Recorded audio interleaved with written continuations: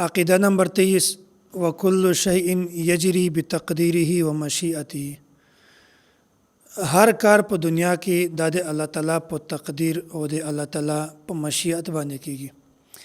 یعنی هر کار په دنیا کې د الله تعالی په علم او د الله تعالی په خوښه باندې کیږي. و مشیئته تنفذ او الله تعالی چې څه غواړي هغه به کیږي. لا مشیئت للعباد الا ما شاء لهم.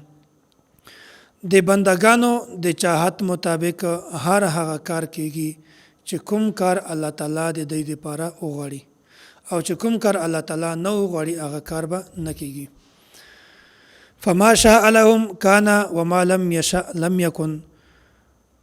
چې کوم کار الله تعالی د بندگانو لپاره وغواړي هغه کار به کیږي او چې د کوم کار کول الله تعالی د بندگانو لپاره نه وغواړي هغه کار به نه کیږي. نو خلاصه دا ده چې په دنیا کې کوم کار کیږي دا ټول کارونه د الله تعالی د خوښې مطابق کیږي. که د الله تعالی خوښه وي هغه کار به کیږي، که د الله تعالی خوښه نه وي هغه کار به نه کیږي. قرآن کریم کې راځي وما تشاءون الا ان یشاء الله رب العالمین، او سورة الانعام کې راځي ولو شاء ربک ما فعلوه فذرهم وما یفترون. چې کله د بندگانو مشیت او چاهت دا د الله تعالی د مشیت او د خوښې تابع ده، نو په ذهن کې دا یو اشکال پیدا کیږي چې د بندگانو خوښه دا چونکې د الله تعالی د خوښې تابع ده، نو بیا بنده ګناه د هغه وخت پورې نشي کولای چې کله الله تعالی نه وي خوښه. یعنی که یو بنده ګناه کول غواړي، هغه زنا کول غواړي، نو دا زنا تر هغه وخت پورې نشي کولای، هغه زنا تر هغه وخت پورې نشي غوښتلی چې څو پورې الله تعالی نه وغواړي. یو کس څوک قتل کول غواړي، نه یو کس داسې ده چې هغه غلا کول غواړي، نو دا غلا هغه وخت پورې نشي کولای چې څو پورې د الله تعالی مشیت او چاهت نه وي، چې څو پورې الله تعالی خوښه نه وي. نو دا چونکې انسان بنده دا د الله تعالی د چاهت او د خوښې تابع ده، نو په دغه صورت کې دا انسان مجبور شو. انسان د الله تعالی د خوښې تابع ده، د انسان خوښه د الله تعالی د خوښې تابع ده. نو که انسان ګناه کوي بیا هم مجبور ده، که انسان نیکی کار کوي دا هم بیا مجبور ده. نو بیا په دغه صورت کې د دغه انسان مؤاخذه ولې کیږي؟ نو ګورئ، یو ده د الله تعالی مشیت او یو ده د الله تعالی رضا. مشیت دا یو بیل شی ده او د الله رضا چې کومه ده دغه ځان ته یو بیل شی ده. الله تعالی بنده ته د کفر او د ایمان او داسې د فسق او د تقوا اختیار ورکړی ده چې ما ته اختیار درکړی ده، که ته غواړې کفر اختیار کا او که ته غواړې ایمان اختیار کا او که ته غواړې چې فسق اختیار کا او که ته غواړې تقوا اختیار کا.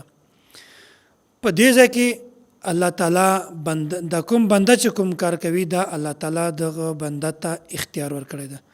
که چیرته بنده ته الله تعالی اختیار نه وای ورکړی نو بیا به دغه بنده ته اختیار نه وای ملاو شوی. نو دې بنده ته اختیار ځکه ملاو شوی ده چې الله تعالی دغه ته اختیار ورکړی ده. که چیرته اختیار نه وای نو بیا په دغه صورت کې د انسان به مجبور وای.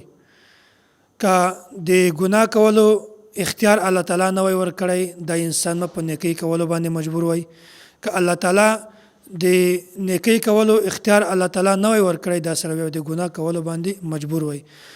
نو الله تعالی د انسان ته اختیار ورکړی دا دغه نه دا معلومه شوه چې دا بنده چې کوم کار کوي دا ټول په خپل اختیار سره کوي، خو دا اختیار د الله تعالی د اختیار تابع ده. دا چې کوم انسان غواړي چاهت ده دا د الله تعالی د غوښتې او د چاهت تابع ده.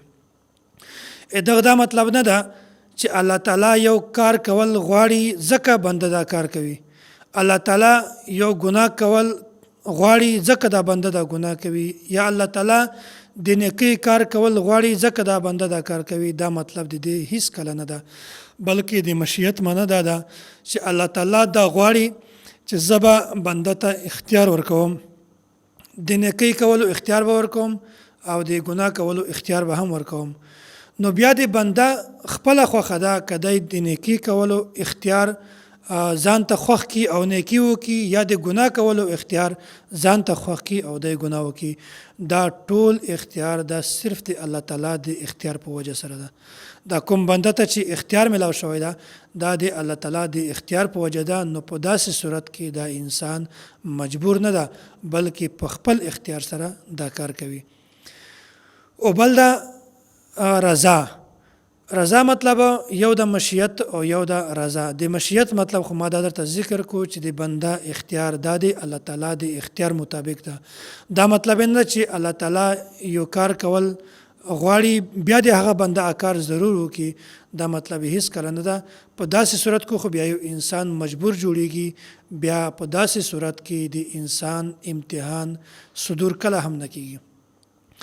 نو یو دا رضا الله تعالی بنده ته اختیار ورکړی ده چې دی د ګناه وکړي یا د نیکي کار وکړي. خو الله تعالی راضي په کومه خبره ده الله تعالی خوشحال په کومه خبره ده نو همیشه الله تعالی د نیکۍ په کار باندې خوشحالیږي. الله تعالی بنده ته اختیار ورکړی ده خو د الله تعالی رضا په کومه کې ده خوشحالي په کومه کې ده هغه د نیکۍ په کار کې ده.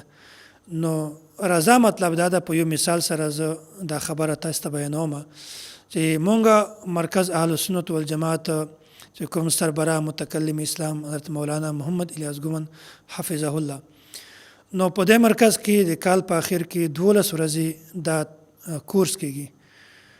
د ټول کال خلاصوي. نو طالبان کراشي او بیا یو کس وی چې هغه استاد ته وایي چې زه 11 ورځې تیروم او بیا ځم. استاد ورته چې بالکل تا ته اختیار ده که ته 11 ورځې تیروي که ته 12 ورځې تیروي. چې کله دا کس د مدرسې نه ځي بیا طالبان د دې نه تپوس وکړي چې کورس خو 12 ورځې ده او ته بیا 1 ورځ مخته ولې ځې. دی وایي چې ما ته خو استاد اختیار را کړی و چې ته که غواړې 1 ورځ مخته ولاړ شه او ته که غواړې په ټیم باندې ولاړ شه. الله استادي چې کومه ده دا په دواړو خبرو باندې راضي ده. نو یو دا چاحت ورکول چاته اختیار ورکول چې دا کار وکا یا مه کوه. خو دا ته ګوري چې په دې کار کې د استاد رضا کومه ده.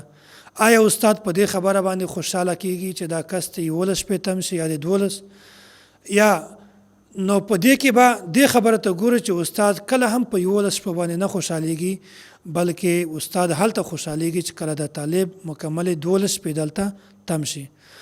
نو یو د چاحت او یو د اختیار یو د رضا.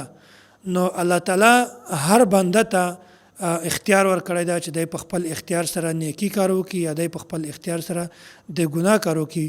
خو الله تعالی رضا کیږي په کوم کار باندې الله تعالی همیشه د نیکی په کار باندې رضا کیږي.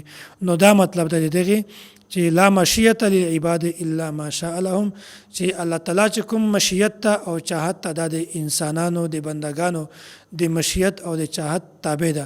دا مطلب نه چې الله تعالی یو کس مجبوروي چې هغه کس ته دا کار وکړي بلکې الله تعالی اختیار ورکړی دی چې په خپل اختیار سره نیکی کار کوي یا په خپل اختیار سره د ګناه کار کوي. خو الله تعالی خوشحالي کې په کار باندې چې هغه د نیکی والوي.